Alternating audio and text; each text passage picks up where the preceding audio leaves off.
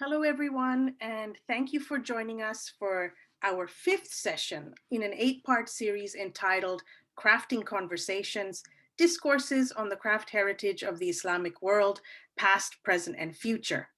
Please note that this session is being recorded. The series is hosted by the Islamic Art and Material Culture Collaborative, the IAMCC, a research network that brings together the capacities and resources of the Institute of Islamic Studies at the University of Toronto, the Aga Khan Museum, and the Royal Ontario Museum. I'm your host and series organizer, Fahmida Suleiman, Islamic World Curator at the Royal Ontario Museum in Toronto, Canada. My co-host today is Dr. Ulrika Al-Khamis, the Director of Collections and Public Programs, as well as the interim director at the Aga Khan Museum. She is also a co-founding chair of the IAMCC. Now, before I introduce our guest speaker, I would like to begin with our Canadian land acknowledgement. We acknowledge that our institutions sit on the traditional territory of many nations, including the Mississaugas of the Credit, the Anishinaabe, the Chippewa, the Haudenosaunee, and the Wendat peoples, and that this continues to be the home to many diverse First Nations, Inuit, and Métis peoples since time immemorial to today. I am delighted to introduce Dr. Leslee Michelsen, Curator of Collections and Exhibitions at the Shangri-La Museum of Islamic Art, Culture, and Design, part of the Doris Duke Foundation for Islamic Art from Honolulu, Hawaii, in the USA. Leslee leads the team responsible for the exhibition, interpretation, research, and conservation of the museum's collection of historic and contemporary arts of the Islamic world. She earned her PhD in Islamic art and history and archaeology from the University of Pennsylvania. Previously, she consulted for UNESCO Afghanistan on the curatorial content of the Bamiyan Cultural Center from 2015 to 2016.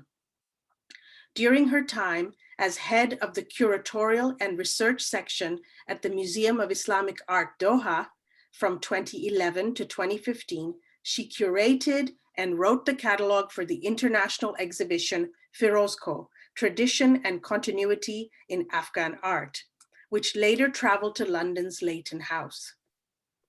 She has worked with artists, craftspeople, museums, and archaeological projects across the Islamic world in Afghanistan, Azerbaijan, Bahrain, Oman, Qatar, Russia, Tajikistan, Turkmenistan, Uzbekistan, and Zanzibar. Her recent work includes co-curated exhibitions with artists such as Haif Kahraman, Faig Ahmed, Bahia Shahab, and Kamran Samimi. Her upcoming projects include a multi-sensory pan-Pacific exhibition on scent in the botanical arts of the Islamic world, and co-curated exhibitions with artists Shireen Girgis, Jordan Nassar, Lazo Studios, and Diana Al-Hadid. She is also installing a new gallery on the arts from the Qajar era in Iran at the Shangri-La. And I'm happy to say that she will speak about some of these exciting projects with us today. The title of our conversation is The Museum's Role in Amplifying and Sustaining Craft and Making. The conversation will last for 1 hour, followed by 30 minutes of Q&A. I encourage you to submit your questions using the Q&A feature on the bottom of your screens during the session, and we will try and answer as many as we can after the talk. I will now pass it on to my co-host, Ulrika. Thank you so much, Fahmida, and a very, very warm welcome to you, our guests, and of course to our guest speaker, Leslee. It is an honor and a joy to have you with us today. You've been working in the museum sector for a very long time now and in Shangri-La since 2017.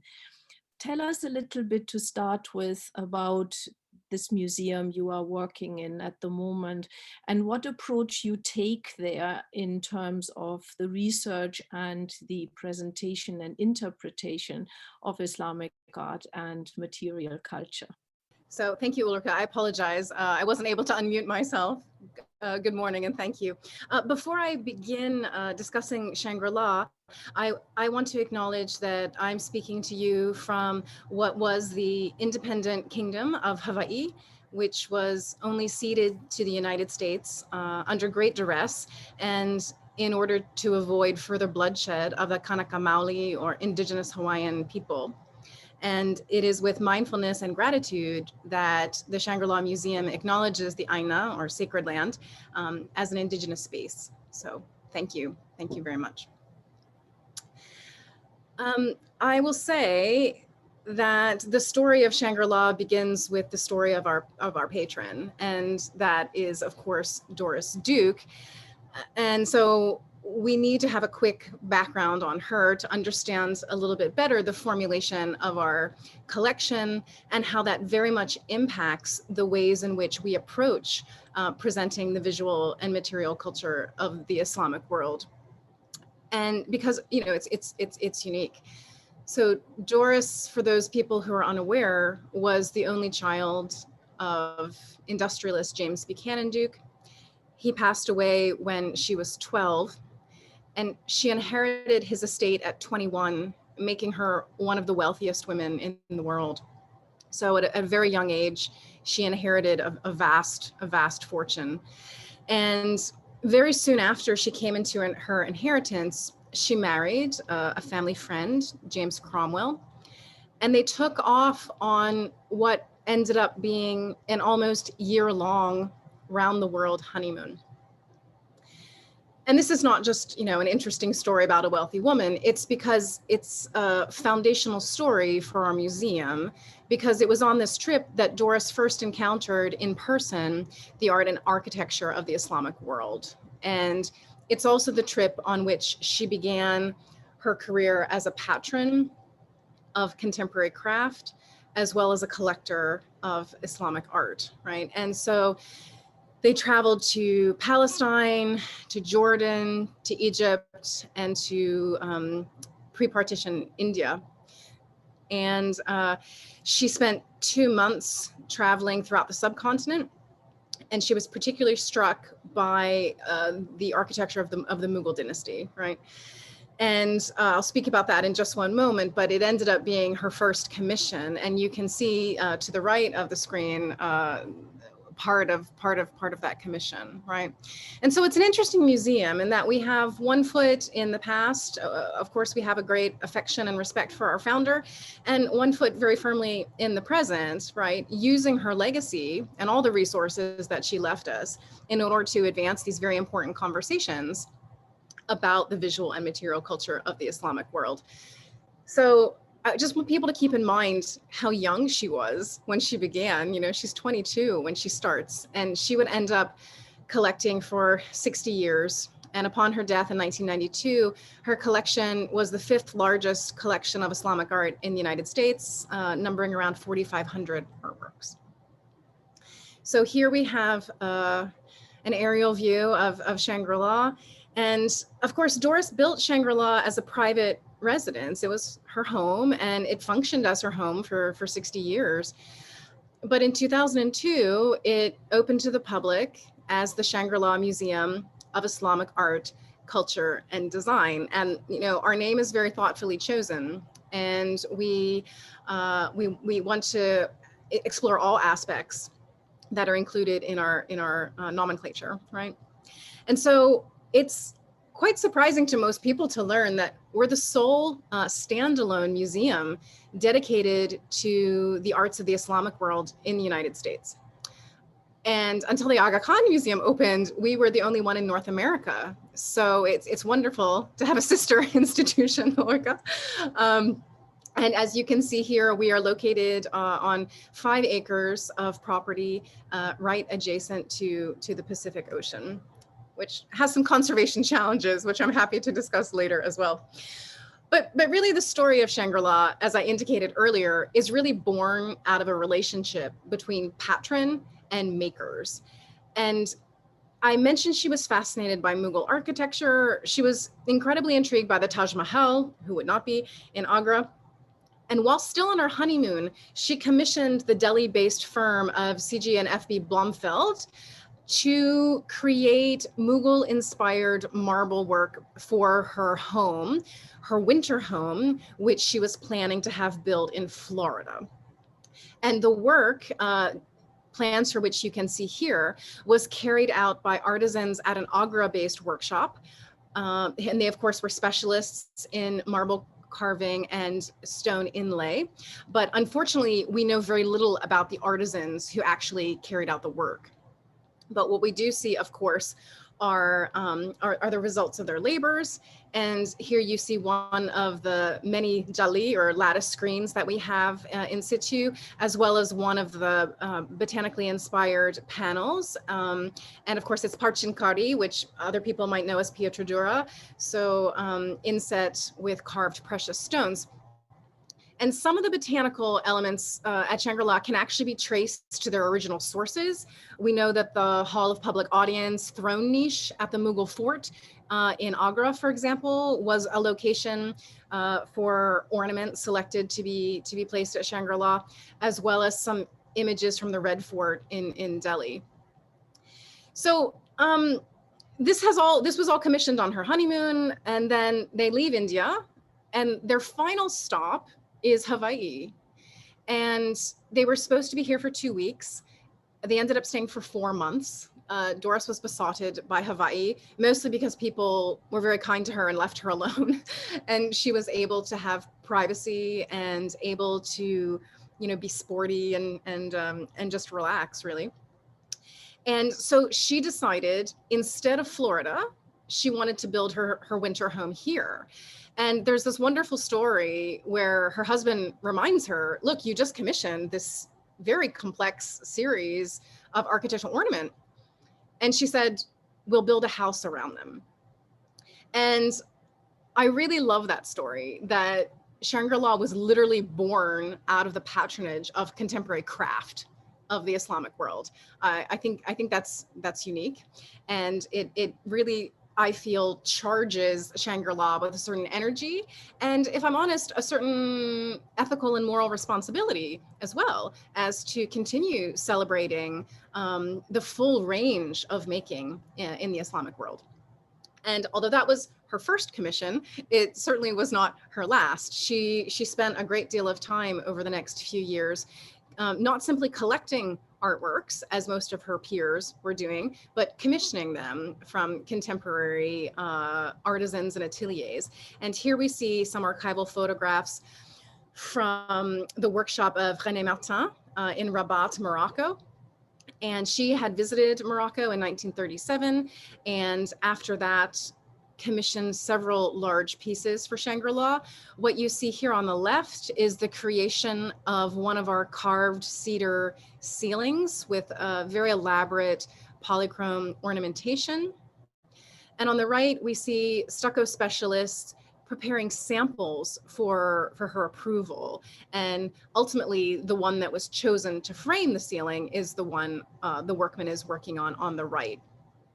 And although we have this rich series of archival photographs about the in-process creation and packing and unpacking of these elements, unfortunately, we know very little about the artists and the makers who are actually creating these artworks. We know who's running the workshops and the people from whom Doris is commissioning the works, but unfortunately not much about the people who are actually creating them, which of course is a real lacuna in our knowledge.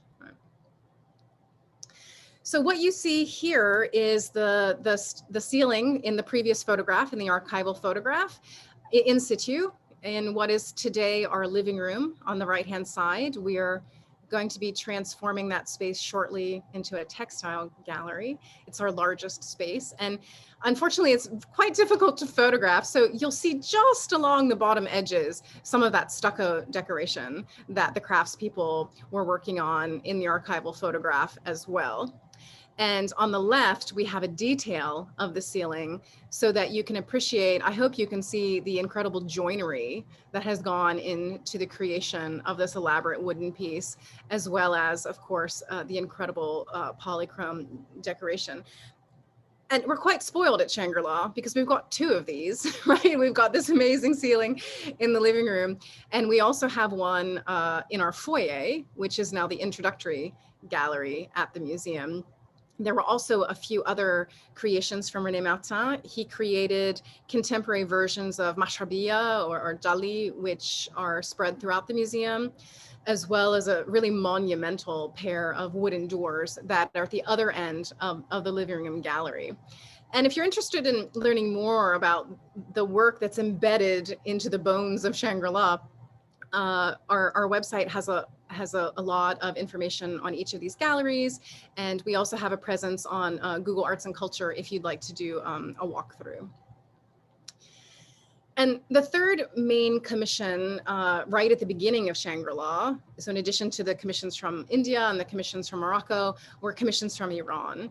And here we see the workshop of the very famed dealer and collector Ayub Rabanu in Esfahan. And of course, Doris and her husband had been to Iran in 1938.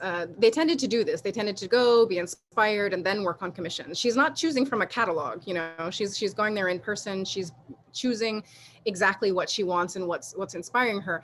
And of course, we know that there was a real resurgence of interest in ancient and Iranian art in the 1930s in Iran, mostly due to quite a few of the archaeological discoveries that were coming out of that country. And of course, many of the famous monuments and buildings had been recently restored. So Doris was very impressed with what she had seen.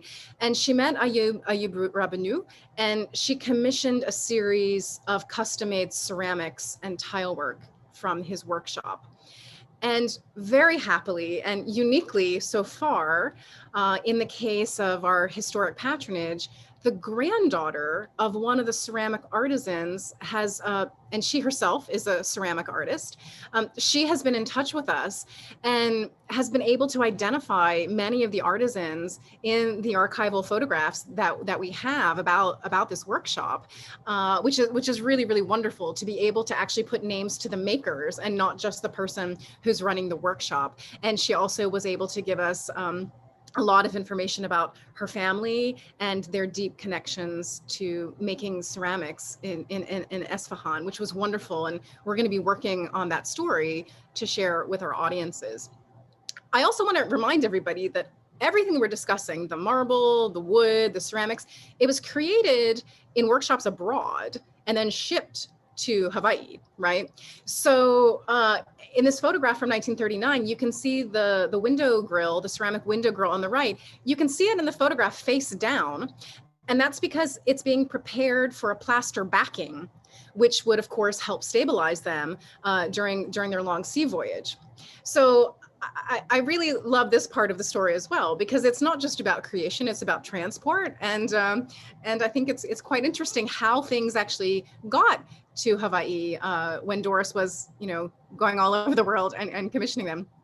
Once they were here, of course, they often got embedded, the architectural ornament that she patronized often got embedded into the walls of Shangri-La. And here you're looking at a view of our central courtyard as it is today, which is framing not only those 2 ceramic window grills. If you look in the upper register in the corners, you can see them in situ, but you also see this really magnificent central mosaic cut tile panel created in 1938 by Rabanu's workshop.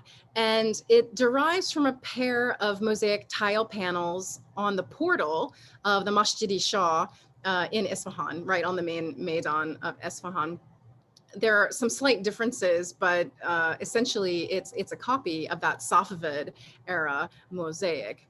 So I would argue that Shangri-La in many ways is more than a museum, right? It's a reflection of a specific type of practice of collecting, and it's a specific approach to the arts and cultures of the Islamic world that's quite literally built into the foundation of our site, of our architecture, and as I always argue, our mission.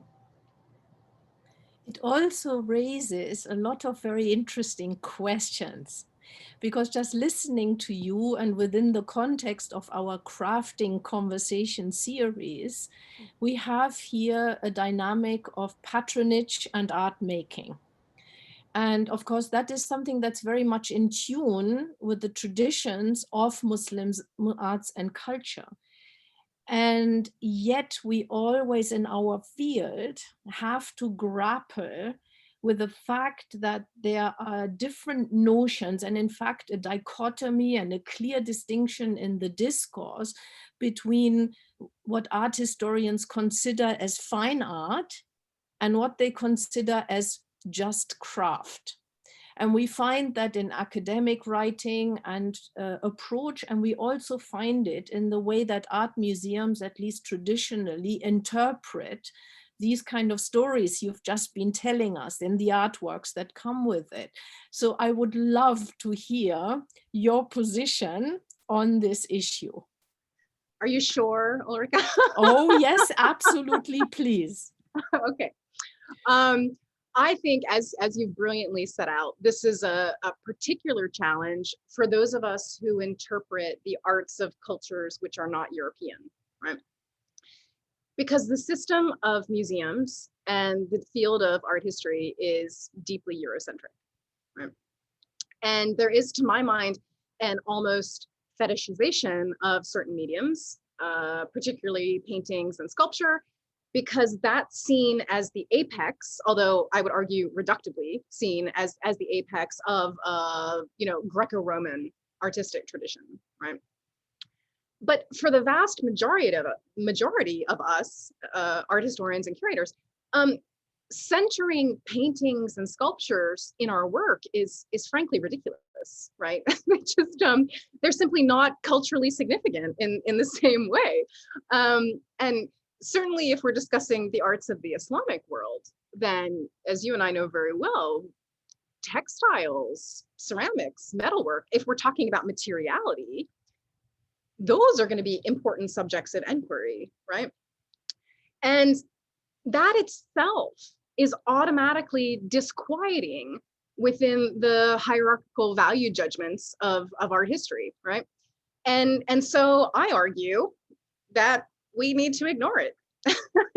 It's a tool that does not work for us. It was not built for us, and it does not work for us. And trying to shoehorn our field within this system, which is flawed for us, I think in the past was a way of trying to obtain legitimacy for, let's be honest, I'm not that old. And even when I was in undergrad, the kind of works that I now study were called minor arts, literally minor arts, and then decorative arts, right?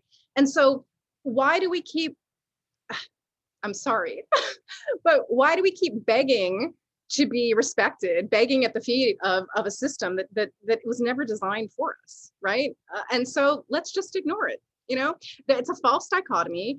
Our own field, the objects and artworks that we study in our own field are showing us, if we look carefully, that this argument is really rubbish, right? So I just go around it in my own curatorial practice. I understand that that's a very privileged position to be able to take, but that is, you asked how I feel, and that is genuinely how I feel. And I would like to talk about some museums which I think are doing a really great job of doing that, whether it's implicit or whether it's explicit, right? And an excellent example, because I also want to avoid the usual suspects, in London and New York. They're great, but there are a lot of great places on the planet who don't get a lot of attention. And one, I think, is the Museum of Islamic Arts Malaysia in Kuala Lumpur, which has a really fascinating take on the cultures that we all study. And traditional craft practice is incorporated into the architecture of this building as well. Here we're of course looking at the entrance portico, which has this incredible tile work, which was commissioned from contemporary ceramic artists in Iran, right? And I know that Syed Mohammed al-Bukhari, the director, has said that it was the Prime Minister of Malaysia's suggestion to employ artisans in the ornamentation of the building, before they were opened in, I think, 1998, right? And I think that that's really, really fascinating, right? As well as the fact that this is a rather unusual incorporation of, a Persian portico or a Persian facade. The lines are rendered much more abstractly in this rectangular form. I think it's it's really quite interesting. And it's not just on the outside, it's also on the inside of the building. Here we have the exterior dome, which was also created by these 40 Iranian ceramic artists. But then the interior of the dome, which they call the inverted dome, and you can see why, it's almost a boss, right, from the ceiling. That was created by 40 stucco craftspeople from Uzbekistan, right, at the same time. And so I think this is just really spectacular, right? And I also want to point out that in the tile work of the dome on the left, we have this in some ways very typical Persian ornament, but if you look carefully, you'll also see hibiscus flowers woven into the dome, which itself is inspired by the Lutfullah Mosque, right, in Isfahan. But you see the hibiscus flowers, which is the national flower of Malaysia, right? And so I love that because of this contemporary commission, there's this interweaving of site specificity, right, into the character of the museum. So I think this is a really wonderful example of a museum that in many ways is getting this kind of collaboration very right, And it's not just in the permanent exhibition, it's also in the temporary exhibitions. IAMM also celebrates craft and making in their exhibition programs, and we have this wonderful exhibition on Khayyamiyya, curated by the legendary Sam Bowker, on the celebrated Egyptian applique art, right, for tent, traditionally used for tent making and displayed at celebrations, as we know. And pictured here is a complete Egyptian tent in the collection of the IAMM, dating from about 1910 to 1920. And I think that it's also exciting that the exhibit included not just these historic artworks, but also contemporary examples by artists who are continuing this tradition. And there's a particular pair that's of great significance to us at Shangri-La, because among the creations that were exhibited was a Khayyamiyya produced by Ahmed Naguib. As you can see here, he created the piece on the left. And he created it after seeing one of the Khayyamiyya in Shangri-La's collection, because Doris also collected Khayyamiyya. We have quite a few of them. And so we're particularly proud of this conversation between the present and the past, directly inspired by our collection and exhibited so beautifully in Sam's work. And by the way, I want to acknowledge that I'm delighted that our colleague, our art historical colleague, and of course noted Khayyamiyya expert, Saif al-Rashidi, is going to be speaking about Khayyamiyya in this very series next month. I also want to talk about some temporary exhibitions that engage with crafts and making alongside other materials in fascinating ways. And I was very impressed with the Block Museum's Caravans of Gold, Fragments in Time exhibition, which used varied material culture to retrace the roles of Saharan trade within the visual cultures of the Islamic world. And I think, types of artworks that are often relegated to ethnographic displays, or have been in the past relegated to ethnographic displays, are within this exhibition really activated to tell and to impart a much larger story. And that's the movement of people, the movement of ideas, and of course the essential role of the many cultures of Africa in the Islamic world, right, and beyond. And we have these archaeological finds from major African trading centers. We've got fragments of textiles, we've got shards of pottery, displayed alongside 19th and 20th century works of art. And of course, that's revealing threads of continuity between medieval West Africa and much wider networks of artistic production, right? So it's telling such a compelling story. It's telling a much broader story, a much more nuanced story, because it's not restricting itself to a certain kind of elite production, right? And so it's not just that, it's not like vitamins in the sense where we should do this because it's good for us. We should do it because it's better practice, right? We tell better stories, we tell richer stories, we tell fuller stories when we engage with the full spectrum of visual and material culture of the cultures that we study, right? And I also want to acknowledge that it's not just exhibitions, whether permanent or temporary exhibitions, that are ways in which museums can sustain and amplify craft and making, but also through its commitment to learning and to programming, right? And I think a real outstanding example of accountability within approaches to museums is the Research Center for Material Culture based in Leiden, under the direction of the tremendous Wayne Modest. And they have included a number of workshops and presentations on the global arts of the Islamic world. And I'm thinking particularly of our colleague Miriam Shatanawi's work on what she calls the in-betweenness of collections and the functions of that in-betweenness in the false separation between art museums and ethnographic museums when we're dealing with collections from the Islamic world, right? I think that she's raised some incredibly important questions, and I think that they need to be expanded upon and amplified more. And finally, I also want to just indicate some support for the Asian Civilizations Museum in Singapore. You know, they're doing really important work, not only with their very sensitively reinstalled Islamic galleries, which were undertaken single-handedly by Nora Shikin Binti Zulkifli, the curator there, but also their impressive lecture series, which frequently highlights aspects of craft and making. So I don't want to be overly critical. There are a lot of museums that are incorporating really important conversations in their structures, in their exhibition programs, in their learning programs. So they're there. I just think, as ever, this work is never finished and can always be improved upon, expanded, and most importantly, shared. Especially the museums that I cited here. They're not often ones that we talk about, you know, in the field, and I really think that we need to.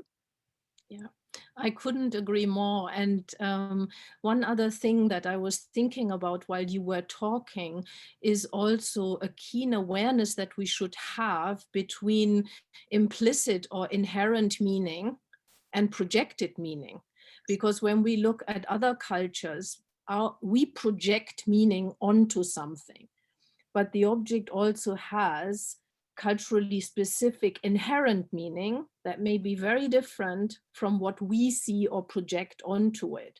And the art of bridging that, and also the art of engendering a range of different voices around this object we are looking at, is actually extremely important. And the opportunity we have when we deal with contemporary arts and contemporary artisans and artists is to actually have these conversations and actually recede to a role where we empower their voices and how they see what they are doing, and the stories and inner meanings that they apply to the work that they create. Now, in this respect, you've been pursuing one particular country in your passions, and that is Afghanistan.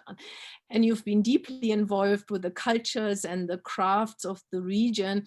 And I would love to know a little bit more about how this passion started, and then perhaps also a little bit about the projects that you were involved in, which foregrounded actually this dialogue between the museum and artisans in the region. Yeah, well, thank you, Ulrika. Yeah, I have not only a deep research interest, but also, as you know, a personal soft spot for Afghanistan.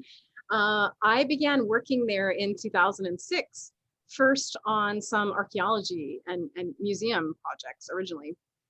And then eventually I ended up working for the then nascent NGO Turquoise Mountain.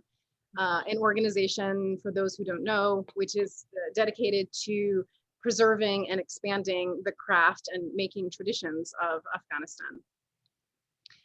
When I first began working for Turquoise Mountain, they were just beginning their renovation of an area of the city of Kabul called Muradkhane, and it's traditionally a craft sector. It was where the royal ateliers, the people who worked in the royal ateliers lived, right? And over the years, as I've returned to visit them and work on other projects, I have been able to see their truly incredible transformation. And what you're looking at here is a view from the same courtyard, believe it or not, before and after restoration. So they're doing absolutely brilliant work, not only architecturally, but in terms of arts education, certified by city and guilds, in terms of artisanal support, as well as a really deep commitment to social and economic justice in their practices. So if you are not already supporting the work of Turquoise Mountain, or you don't know about them, I encourage you to do so. You really should. They're a brilliant organization. And I curated an exhibition with them at the Museum of Islamic Art in Doha in 2013, which was something that I had wanted to do for a really long time. I had wanted to expose, I mean, that sounds awful, but I wanted to amplify, I wanted to celebrate Turquoise Mountain because I had been such a fan of them. And I knew that they were making museum quality work, but they hadn't yet been showing in museums. And you know, quite selfishly, when I was working at Turquoise Mountain, I was the art history teacher, right? And so I had talked to the artists about you know, so many different things that I couldn't show them in person. I just could show them slides, you know. And so I wanted them to, and of course they wanted to as well, to be able to handle historic artworks, to study them carefully, you know, to be free to wander galleries at any hour. And so we made that happen. We invited them to Doha, and we had a residency with them, and they were there for 2 weeks and were inspired, and then went back to Kabul and started making art. And then I flew back and forth frequently to see the progress. And it was one of those exhibitions that I think is going to be really hard to top personally, because there was such, you know, a connection for me, right? Selfishly, but so I was starting to think about ways in which we could frame this conversation, right? The contemporary artwork and the historic artwork. It's contemporary, but deeply informed by historic content, right? So the clearest and most obvious interpretation to me was a conversation between the past and the present, where pairs of artworks, one historic and one contemporary, had something to say to each other. And so I curated the exhibition in pairs, and I arranged it in quadrants. You can see an overview of how it looks here, modeled on a chaharbagh, a 4-part garden. And it was important, I think, to all of us that the historic and the contemporary artworks were displayed together, right? To make obvious the continuity and the connections of the artwork. And also to really note implicitly, I think, that the historic artworks were still alive in many ways, you know, and that the contemporary artworks are deeply rooted in the past as well as the present. That was something that I think was really key for all of us to share, and something that I do think ended up translating really well to the audiences. But actually, really for me, I wanted to capture some of the sensory experiences of what it's like being in Afghanistan. So, you know, we hung silk panels, hand woven for the exhibition from the ceiling, and we had these cedarwood jali panels, which gave off the most amazing fragrance.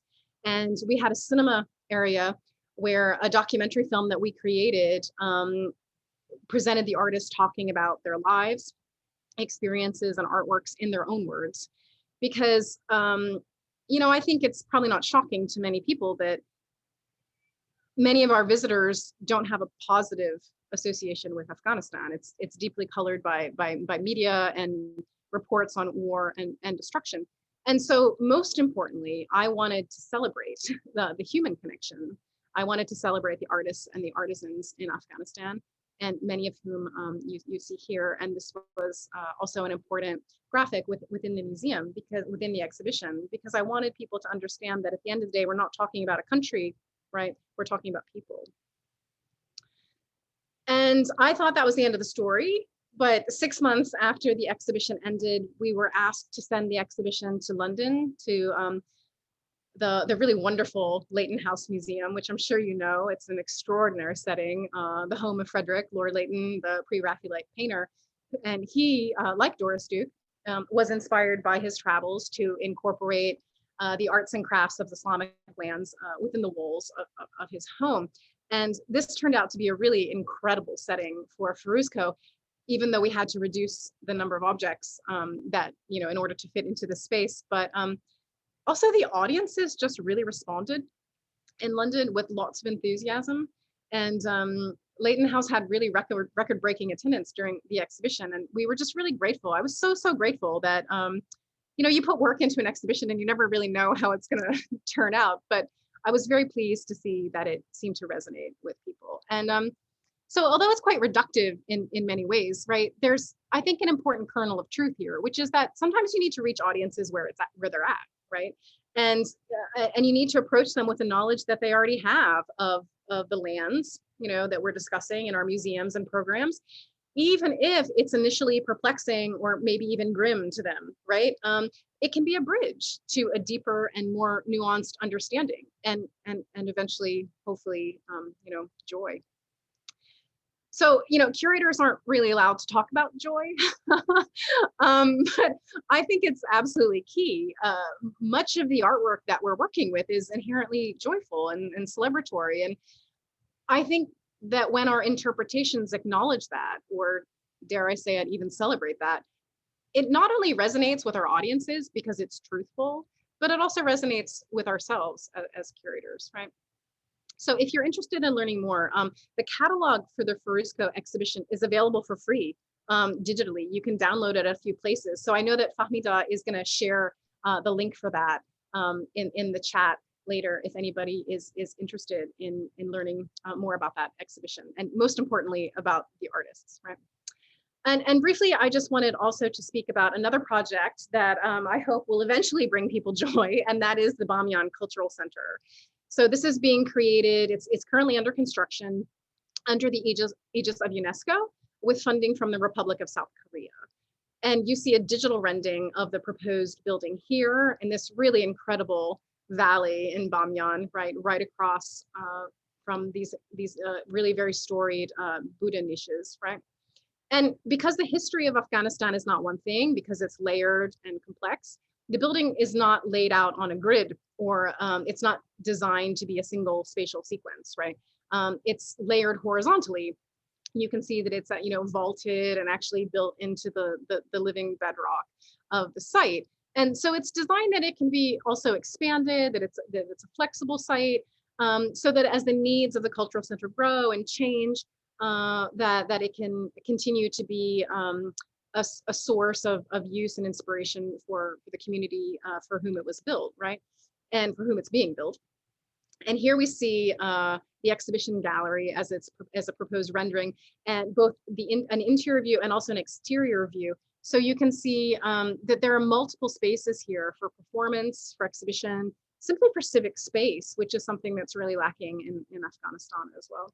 So I consulted on the curatorial content of the exhibition gallery, and I really look forward to seeing it open its doors because it was designed to be a space to celebrate the contemporary as well as the historic, to welcome practitioners, to support and amplify artists and artisans, and as we mentioned, to provide key public space for performances.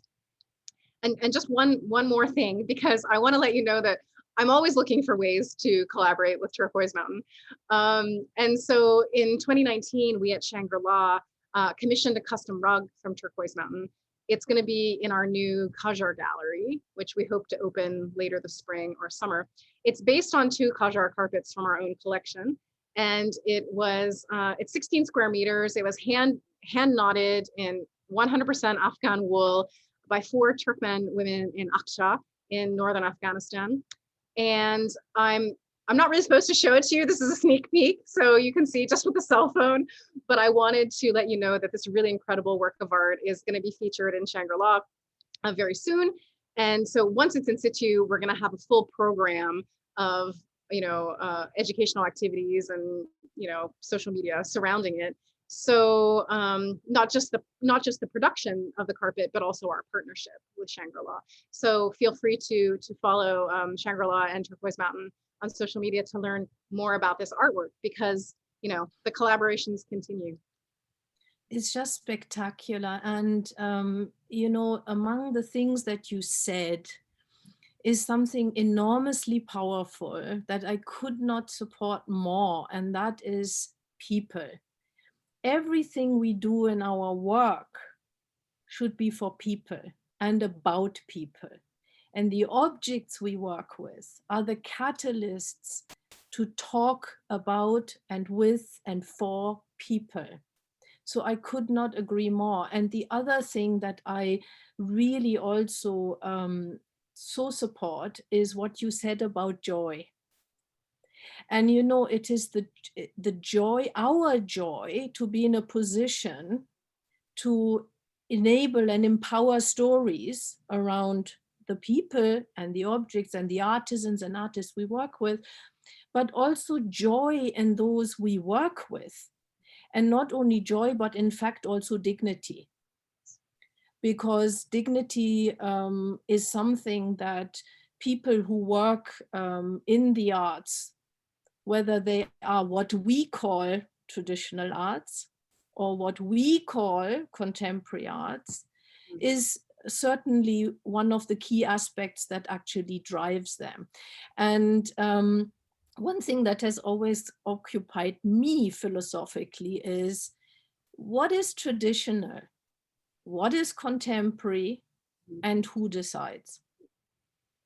And that leads us beautifully, and also through your phenomenal carpet sneak view, to my next question, because both our museum and your museum, both us curators and you at the museum, we've been working with a phenomenal artist, Faik Ahmed from Baku in Azerbaijan, who very smartly addresses this question of what is traditional, what is contemporary, and who decides, because he creates these phenomenal carpet sculptures that are very much based and born of his countries and regions tradition of carpet weaving. And of course, he actually works with traditional carpet weavers, but he then very much takes it places. And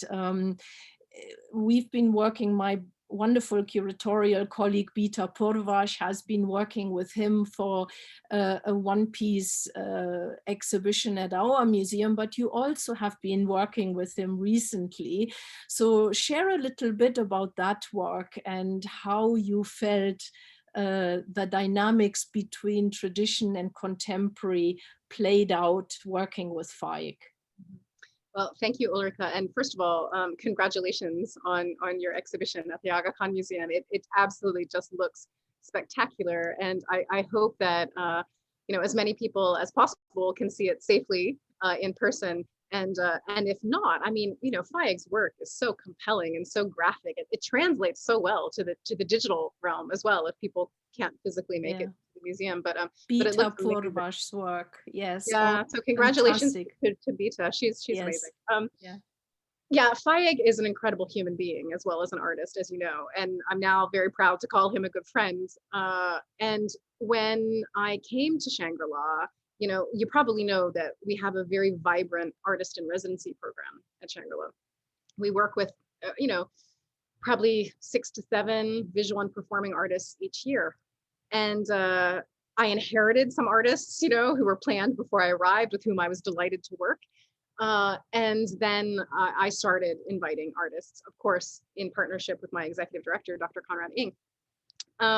And Faik was one of the very first artists that I invited, because I have just, you know, I met him in Baku many years ago, and I'm just a huge fan of his work for all the reasons that you mentioned. And someone like me who's very interested in materiality and very interested in process and very interested in making and very interested in connections between the past and the present. I mean, Faik's a dream, right? So it was really, really wonderful to work with him. And we had a very interesting experience, because the show, we have 2 exhibitions concurrently normally with our artists in residence. One is at our gallery at the Honolulu Museum of Art across town. And it's a very small gallery. And we usually show existing work there. And then new work created for Shangri-La is shown on site at Shangri-La, right? And so for Faik, and here you see him with the install crew on the left, and then you see the final version of the installation on the right. I kind of took a gamble, and I just had 2 artworks in the space, because I wanted it to be really contemplative, you know, so this almost micro exhibition. Just 2 pieces, but as you can see, it really fills this space, it holds space. We painted it this really rich blue. We scattered these cushions on the floor because I wanted people to really hang out, with his work. It's so very contemplative if you give people the time and the space to be contemplative, right? And I think that sometimes the graphic nature of his work is so compelling that it almost encourages people, to take their photo, upload it to the gram, and then move on, And so I wanted to really encourage people to sit with his work. Feig does that all the time, as you know. And you see so much depth, you see so much dimension when you actually get to spend time, with his artworks. And I'm happy to say that we got a lot of really positive feedback about that. And then at Shangri-La, and I love this photo of Feig just like hanging out on one of his carpets. We hung 3 works at Shangri-La, and 2 of them, the one on which she's sitting and the one to the left of the photograph, were custom woven for Shangri-La for this exhibition. And the one on the right, of course, is his Door of Doors piece, which is one of my real favorite pieces of his artwork. And so these pieces that were custom woven for Shangri-La were something that was really new for us, because effectively they're kinetic sculptures, right? As you know very well. And because of the way in which Shangri-La operates as a museum with very small, highly supervised tours, we could engage with Feig's desire for visitor interaction with the artworks. So to really emphasize that kinetic aspect of his practice. And you see here just a selection of images where people definitely did interact with his artwork, not just in terms of photographing, but also in terms of touching, in terms of caressing, in terms of really plunging their arms into that shaggy Azeri wool. And I think that was a real turning point for us at Shangri-La, not only in terms of what we exhibit, but in terms of how we exhibit, right? And I know this is all pre-COVID, and now it kind of looks disgusting that people are touching things, right? But I do think the pendulum will swing back the other way, because I think if anything, in all of these Zoom cubes that we're living, what we're missing is touch, right? And the tangibility of artwork, the materiality of artwork is, I think, such an important connection, right? And also what you realize is most of these problems can be solved. Our conservator every morning would comb out the tangles in the rug, and she, to be honest with you, I think I myself am a kinetic learner. And I think one of the reasons I became a curator was so I would be able to touch things, right? So it was really great to see people interacting with the artwork. And on a more serious note, I think it underlines that in many ways, craft or craft associated work is appealing to audiences in many ways, not just because of the tactility that we discussed, but because in some ways it's familiar, and in some ways it can be conceived as less threatening or less intimidating, right? And I think that's also incredibly, incredibly important, where visitors feel welcomed, they feel like they have something to say, they feel like their connection, their appreciation, their interpretation of the artwork is legitimate, in ways that are maybe a little bit more difficult to achieve with, paintings, right? Not that can't be, of course, I don't want to be reductive, but I do think there's a language being spoken by people with their bodies and their minds when they get to interact with artworks like that, and it's very, very special. And I think it's important to acknowledge that although Feig's works are playful, they also bring up these very important questions, right? About form and about function and about craft. Right? And I mean, that's really our job as curators, right? Is to pose those questions, right? And we throw all kinds of answers at them, all kinds of different answers. And we do that at Shangri-La via the problematization that we do of some of these queries with our artists in residence. And I want to just note 2 artists in residence that we hope to invite in the future. We're in discussions, so it's not finalized, but we look forward to working with them in 2022. And they're artists who have deep connections to craft in their own practice. And the first is New York-based Palestinian American artist Jordan Nasser, who incorporates traditional embroidery and handmade glass into his artistic practice, creating these very vibrant, imagined landscapes, which I think are just so incredibly compelling. And the second is a collective. It's lots of studios. It's Iranian architect Hediye Wajdani and Afghan woodworker Nasir Mansouri. And they use traditional materials and techniques to fabricate custom furniture, exquisite games, and also site-specific artwork. And what we're looking at here is a piece created by them for the Embassy of the Islamic Republic of Afghanistan in London. And it's 300 handcrafted wooden tiles made of walnut.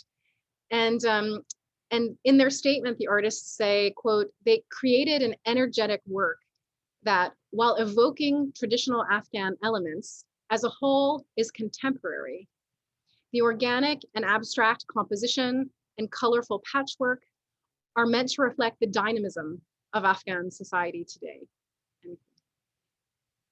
And I think that's really all we're all trying to do, right?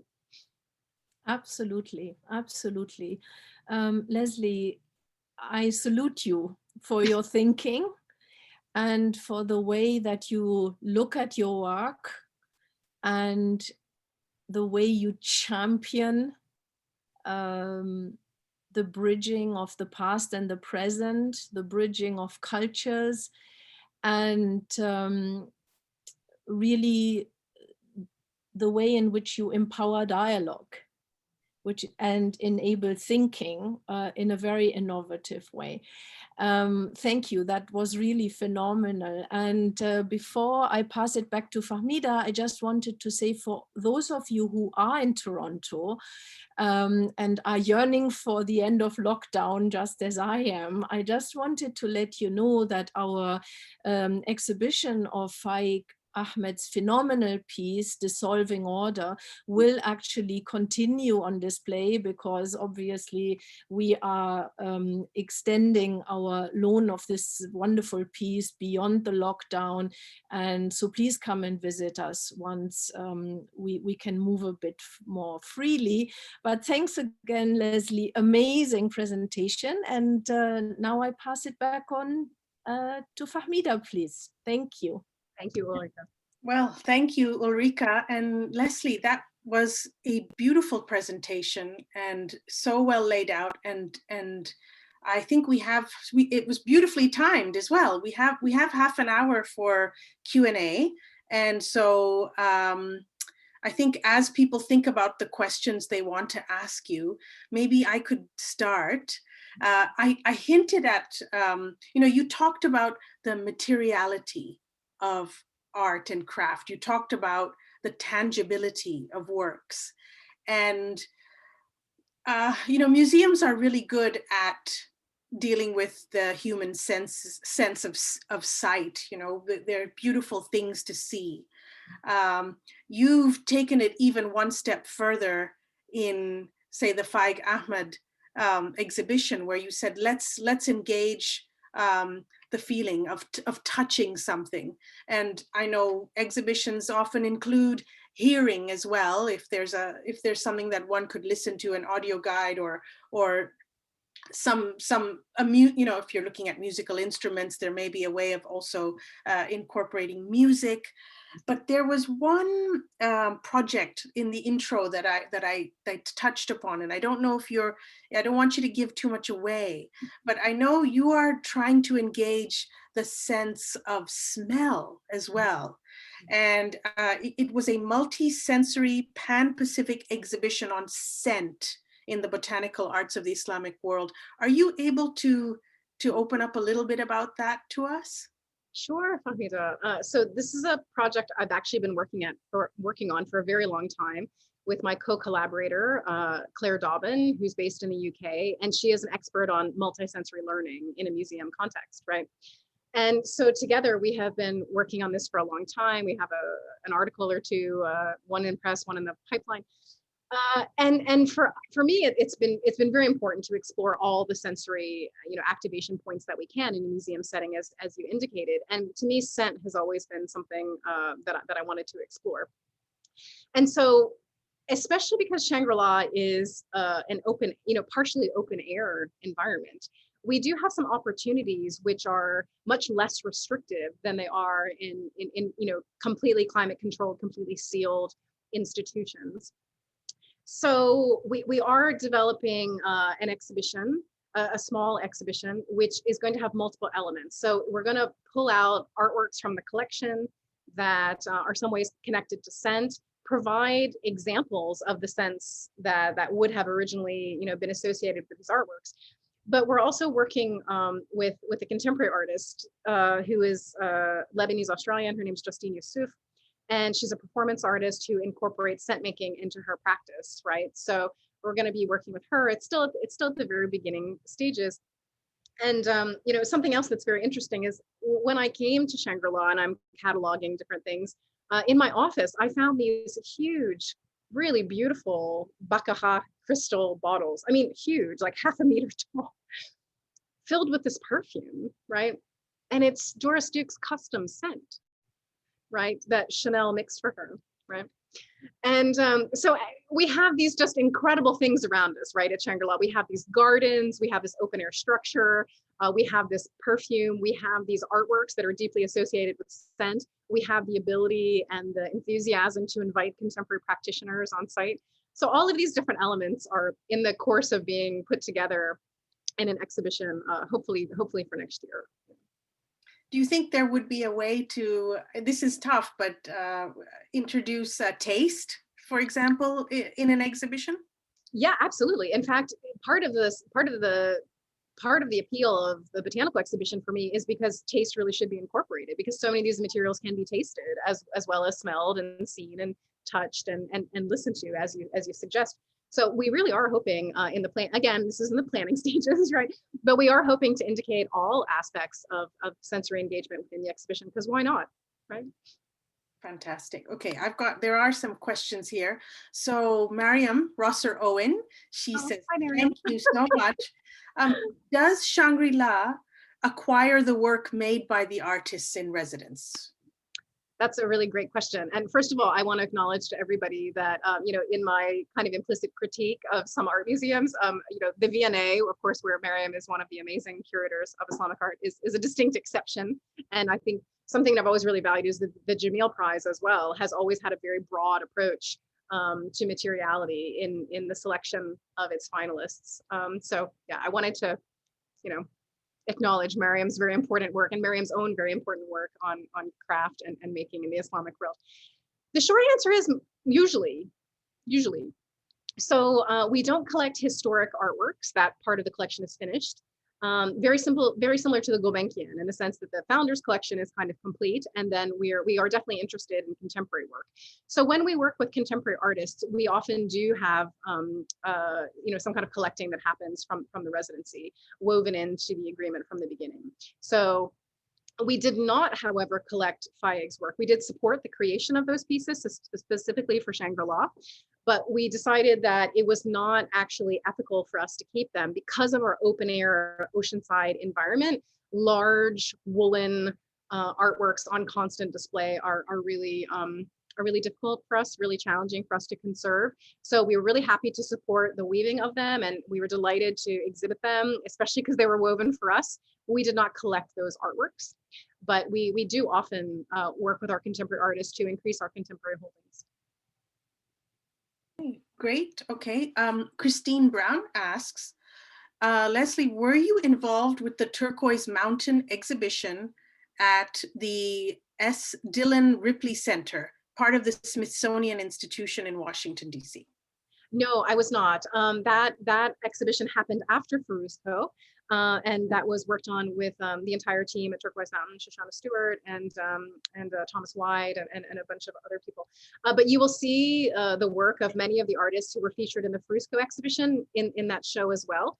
So I think something that I'm proudest of with Turquoise Mountain is that I worked with them on their first international exhibition, and now they've had lots. And that's exactly perfect. That's exactly how it should be, right? So I definitely want to work with them again, but their schedule's busy, they're in demand. So unfortunately, I did not work on that exhibition, but I did see it. And I was really, really delighted to be able to see it. And I know that it drew spectacular crowds. It was extended many times. It was a brilliant, brilliant exhibition at the Fair and Sackler. I'm glad that you kind of plugged Mariam's work as well, because she is going to be speaking in a couple of months' time on the craft series as well. Oh, brilliant. I didn't know. Yeah, yeah, and she's going to be in conversation with a contemporary Moroccan artist, Sarah Ohoddu. And so as we wait for other questions to pop up, I had a question.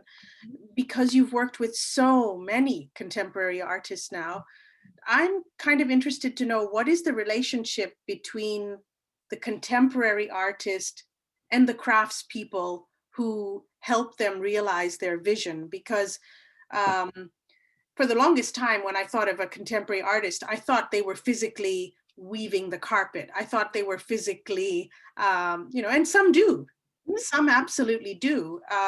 But others, their position is more as someone who has a concept and a design, and who is there right from the beginning to the end in terms of making sure that their design is materialized. So in your, I don't know, just from all the experiences you've had, could you enlighten us a bit about that? Well, I think that's a really fascinating question, Fahmida, and it's something that I think a lot about because I'm so interested in process, right? And I also have to say, if I'm being completely honest, that I was a little bit hesitant at first, thinking, well, if you're just designing it and you're not, I needed to understand that. I needed to unpack it a little bit. And I've had many conversations with artists who engage others in the creation of their work.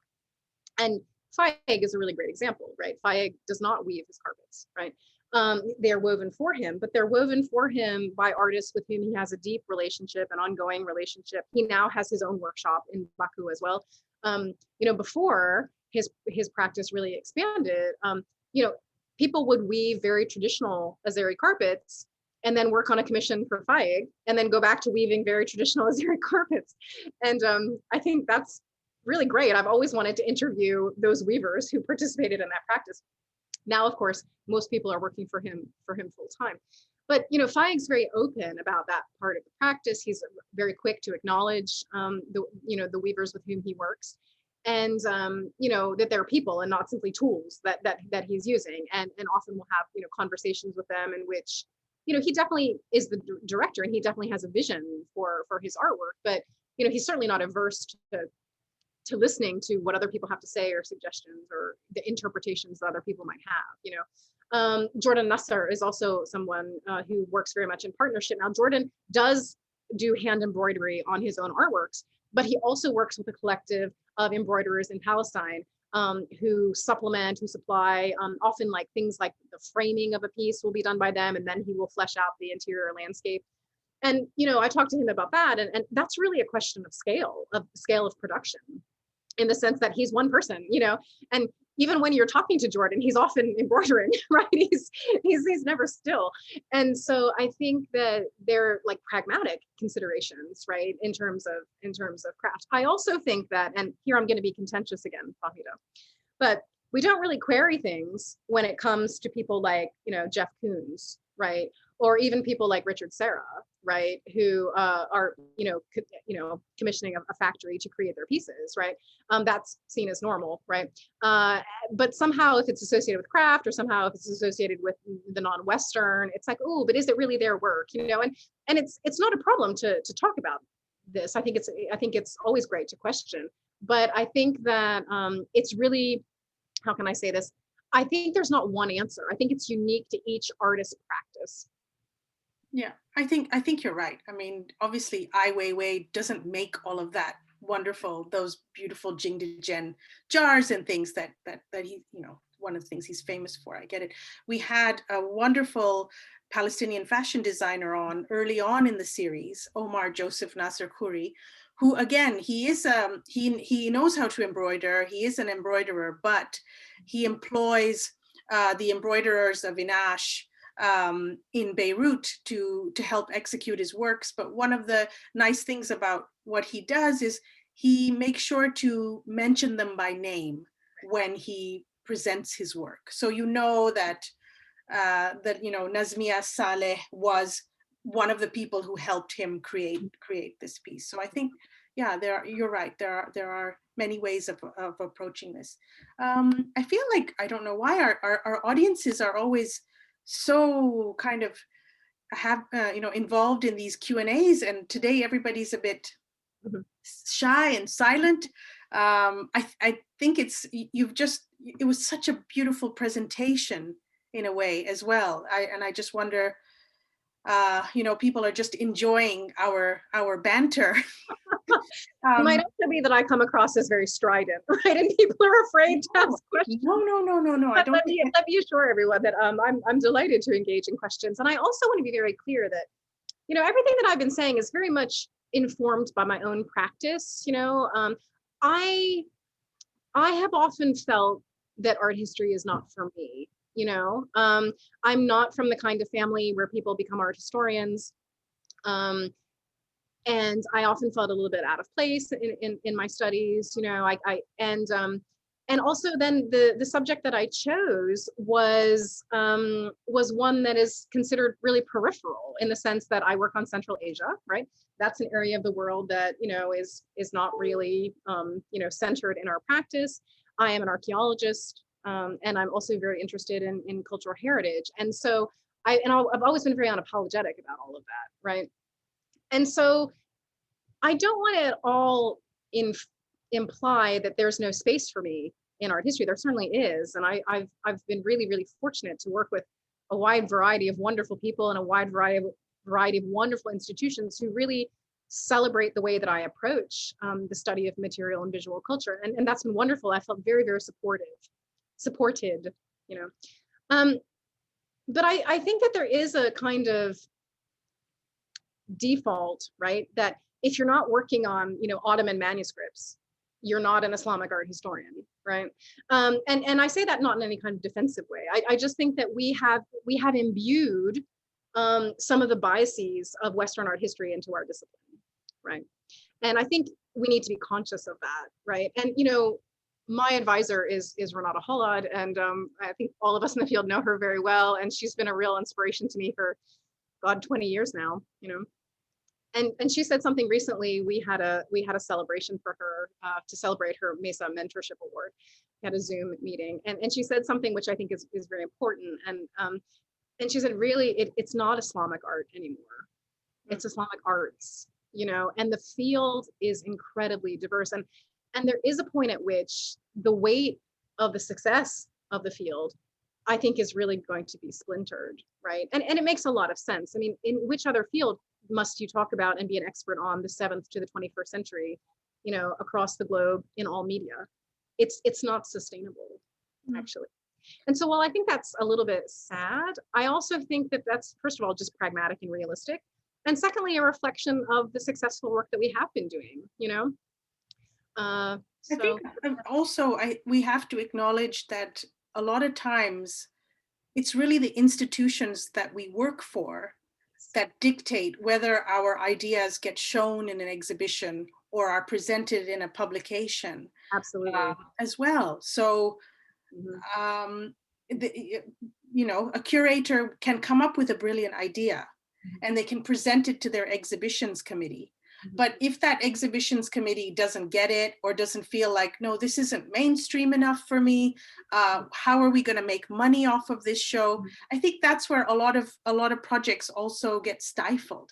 And so, you are in a privileged position at Shangri-La because you have a lot of autonomy there. Absolutely. And very experimental. You can allow people to come in and touch your works of art. You can have them on open display. They're not stuck behind showcases as well. And you're looking at exhibitions that involve smell and taste and all of those things. So I think that's there are a couple of questions here that I need to ask you. Sure. Farah Abu Zaid asks, speaking of honoring the work of the weavers and embroiderers when presenting work, how do you reconcile with the idea that there are pieces with unknown artists? Yeah, well, that's a really great question. And I'll say, and I think as I indicated in the presentation, I'm very interested in naming the unnamed, right? Whether they're artisans of the past or of the present, right?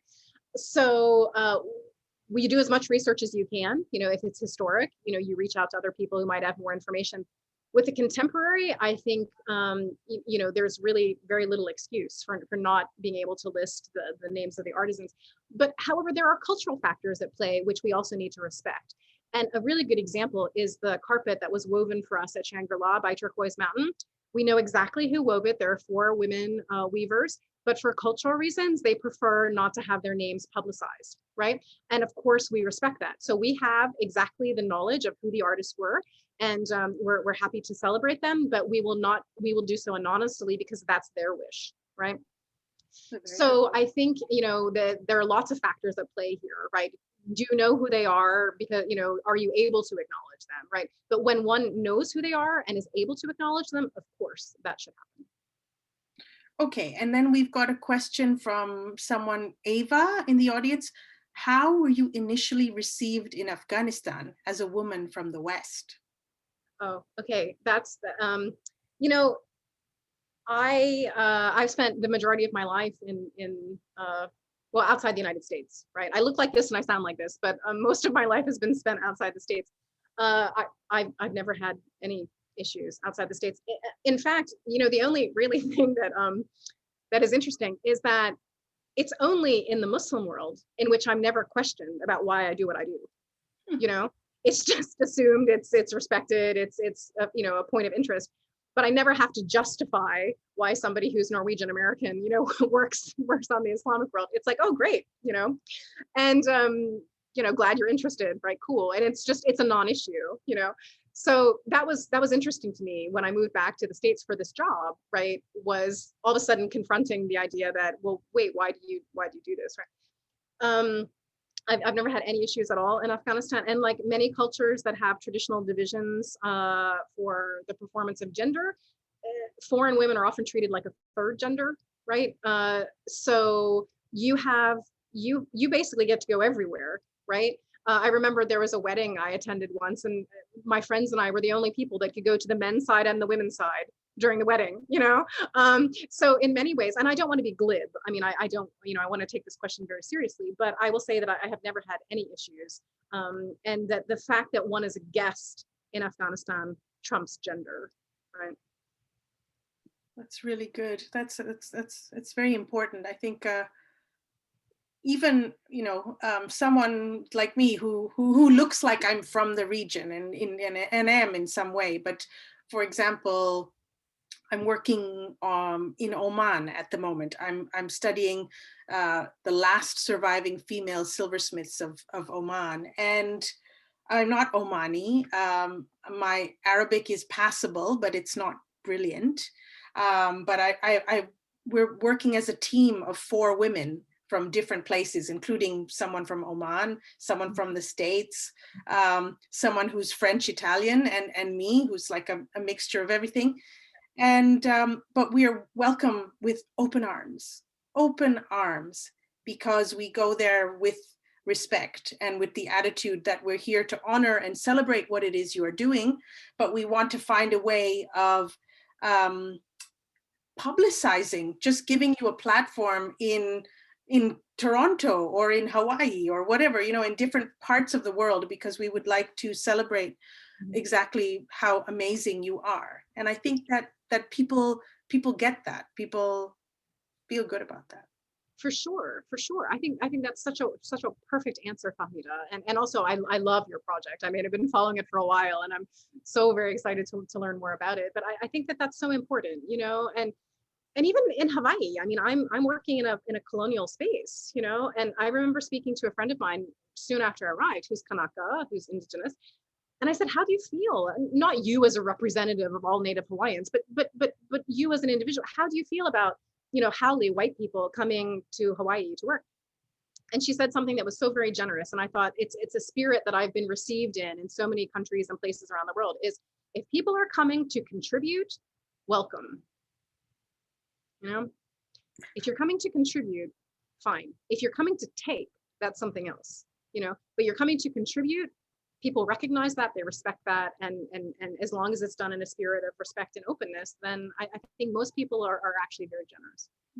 Yes. I was curious to know, your visitors who come to the museum, are they mainly local? Are they mainly tourist?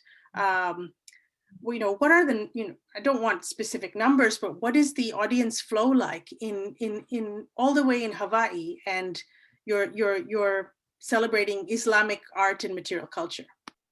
Yes, well, it can be a challenge for us. And I do want to acknowledge that we are in a position of privilege. We're funded by a foundation, so we don't need to worry about ticket sales, which is a huge burden that's lifted off our shoulders.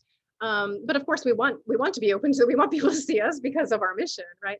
And so being located in a residential neighborhood, we work under a conditional use permit out of respect for our neighbors and our neighborhood. So you can't just rock up to Shangri-La and walk in, even in pre-COVID times. You need to book in advance, you need to come on a group tour. And so it is, there have been some problematics of access in the past that we have been constantly working on. The team has been, brainstorming all kinds of reasons to make that a little bit more flexible. And so when we do reopen post-COVID, I think it's going to be a much smoother experience for people, and a more, I think a more menu-oriented approach to the museum, so that you can kind of choose your own adventure as you go through the museum, which is great. But to answer your question, we have always been very heavy on visitors, right, in terms of tourists to the islands. And that's something that we struggle with, right? Because we're very interested in being a community partner. We're very interested in local communities. And we want people to see us as a museum that is constantly changing, that's dynamic, and not just a place that, you bring your uncle when he visits from California once, and then you've done Shangri-La, And so I think that part of this, part of the kind of silver lining of COVID has been to allow us time to reorient, our outreach and the ways in which our community knows us and understands us, right? And do a better job of communicating who we are and what we do.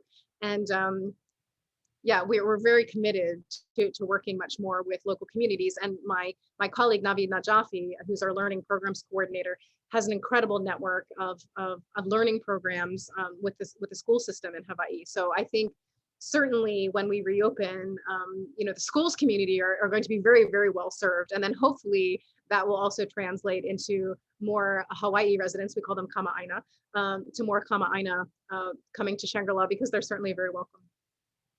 Wonderful. Well, I hope that one day we will all be able to come and visit you. And inshallah, having seen what you do and all the projects that are in the pipeline, I'm sure, if the pandemic wasn't upon us at the moment, we'd all be we'd be Googling tickets to Hawaii right now. So I would like to ask one more question, and then we can bring this session to a close, this wonderful session to a close. So if you had to sum it up with everything that we've talked about now, what is the best way forward for the museum sector, particularly, to make a positive contribution to the development and promotion of the craft heritage sector?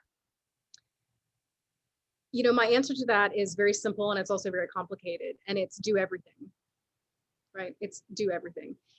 I think the problematic is when it becomes this separate little nugget that it's like, oh, wait, we need to remember to incorporate this thing, just fold it into everything, absolutely everything. Exhibition planning, commissions, educational programming, everything. It should not be separate. Okay, so that leaves me to thank you so much, to thank Ulrika, and to also thank Salwa, who's been helping me behind the scenes. She's the mastermind behind all the tech today. Thank you all, the audience, for joining us. And we hope that you will come next month for our next crafting conversation, which is Saturday, 27th of March, same time. Join us with Saif El-Rashidi, who is the director of the Barakat Trust, London, England, but also a longtime professional in the craft heritage sector, who will speak on the Khayamiya, the tent making tradition. And the title of his talk is From Craft to Art, Egyptian applique work in light of local and global changes. So please do get in touch with me directly if you want to be added to the IAMCC's mailing list. And the recording from today's event will be posted on the Institute's YouTube channel very soon. So thank you once again. Take care and be well. Thanks again. Aloha. Thank you. Aloha.